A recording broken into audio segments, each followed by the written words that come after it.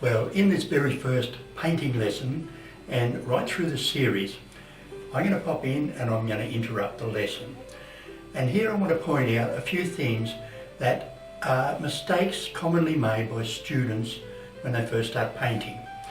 Now, it's okay if you cannot do the fine hair brush stroke, that will come in time. But you must know what is meant by the horizon line. This is the horizon line. And whenever possible, keep the horizon line very low. If you put the horizon line up, the painting doesn't look so good. So do keep the horizon line low. Do not curve the horizon line over or drop your brush strokes off at the edge of the horizon line.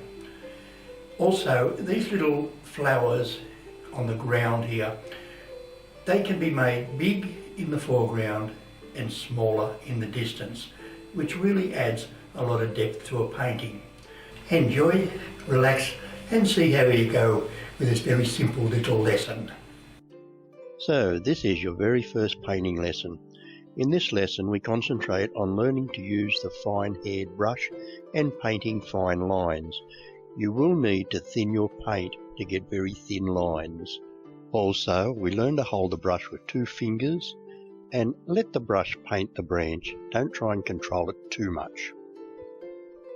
We start by painting in the sky. The sky is just white paint over the area where the sky will be, and we'll add a little bit of burnt umber.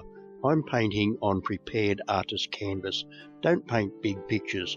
Bring your white down about 2/3 of the way down and spread it out with horizontal brush strokes using the tip of your brush.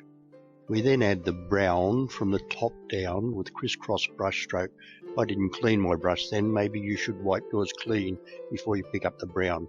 Leave the white at the bottom of the sky. Don't bring your brown brush down into the white, and spread it out with horizontal brush strokes so that you have gradually getting darker as you go up into the sky. We'll block the bottom in with some dark brown. This is the ground area, and then place a nice full brush load of white over the horizon line area.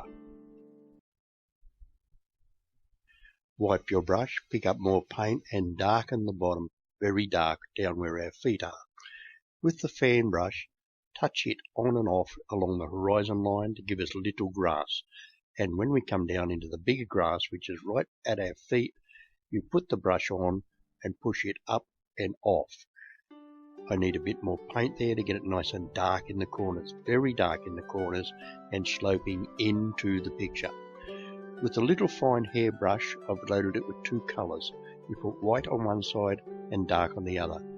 Just put it on where you want to start the tree, bring it up and twiddle the brush in your fingers.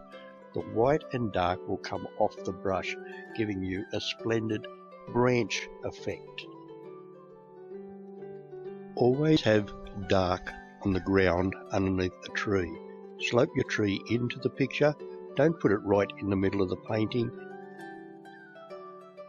Touch up the grass underneath the tree, and with the fan brush, by loading one side with white, turn it over, you can get these beautiful little flower effects on top of your grass.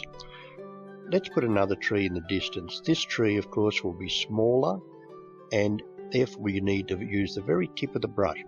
Look for the slope with your trees as far as perspective goes.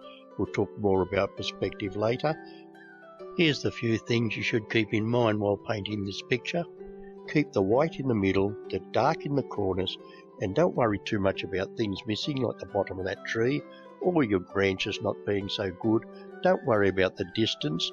Let the viewer work out what's there. And there we have a beautiful little landscape painting, easy to do.